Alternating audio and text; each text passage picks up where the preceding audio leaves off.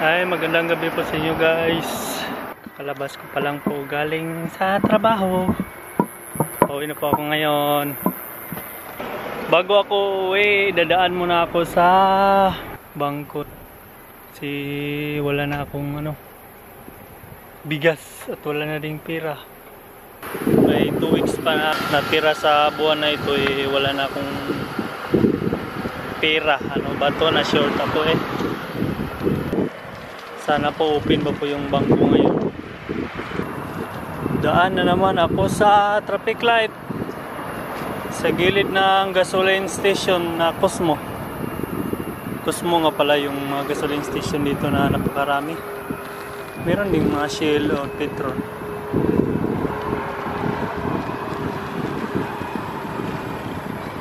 Napaka-busy ng daan ngayon kasi papauwi na kasi yung mga galing sa trabaho.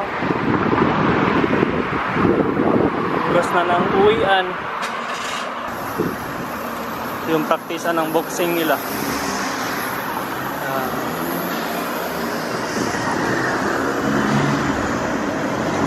Yun yung tindahan na bibilihan ko ng bigas.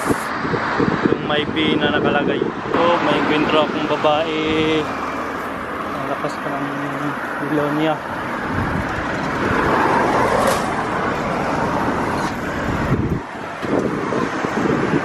Daya yun ang ilaw niya naka-sintro sa mukha ko. Silaw. So, stop na naman.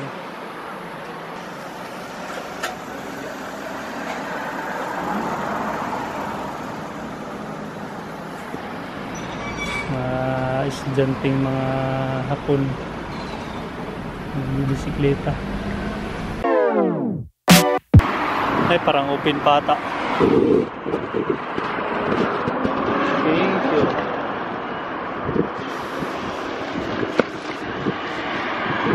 Parang open pa.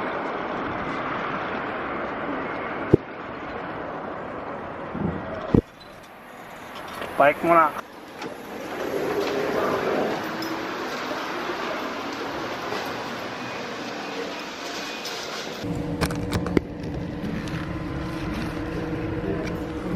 Yan, nakakanji yung mga sulat. English. Please select your desired transaction. Please insert your passbook or card. Doon sa kabila, kasi yan dyan yung padalahan na mga sulat. Wala na po ako ng pera. Maliit lang kinuha ko. Kasi maliit lang din naman ang pundo kong pera.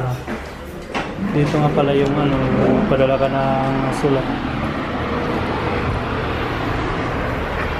Kasi yung iba kasi yung design nila dito. Kasi yung post office at saka yung GP Bank o Japan Bank, parang pinag-isa na lang nila Parang double purpose na bangko at saka post office. Hindi ka mag-open ng account dito at saka hindi magpadala ng sulat.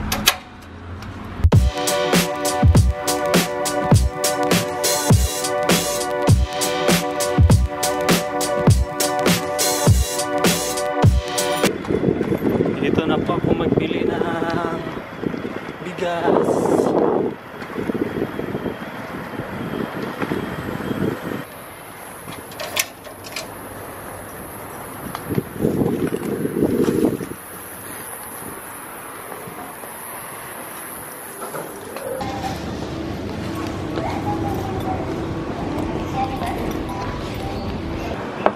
Bago ako magbili ng bigas, punta muna ako sa 3rd floor. Tingin muna ako ng rice cooker. Bid. Okay yan. Okay magbili niyan pag yung may bahay na. Makapagawa na ng bahay. Bilihan na ng mga mga bid, appliances. Saan ba yun?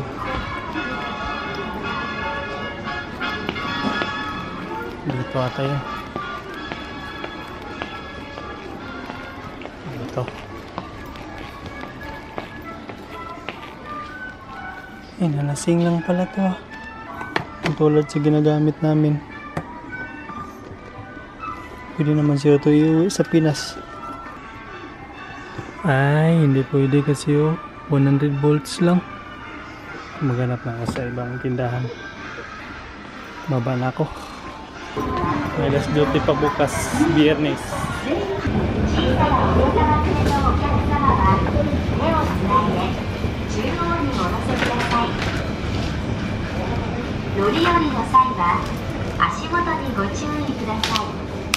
Sana merong avocado. Magbili ako ng avocado.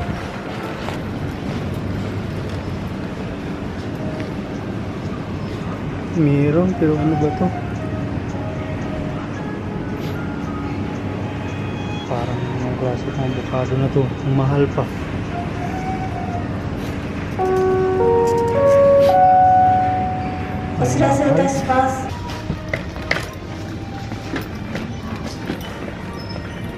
Yan, ito yung mga bigas nila. Yung mga bigas nila na hindi tulad sa Pinas na 50 kilos. Dito tag 10 kilos at saka 5 kilos lang eh. Ito yung 5 kilos. Ito 10 kilos. Ito yung bilihin ko. Ito yung pinakamura na bigas eh. Pero yung lasa, pare-pareho lang naman. Yung iba napakamahal yan. 4,080 yen. Kung sa piso yan, nasa ano yan, 1,650 pesos. Yung medyo mura nila. Wala na talaga kung bugas, na ubos talaga kanina. Ito lang bilhin ko. Tapos na ako. Counter na ako.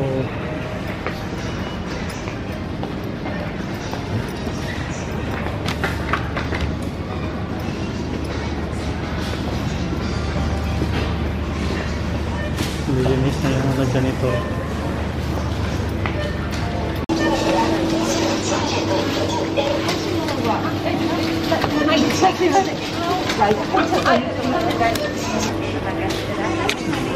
Pili na ako ng bigas.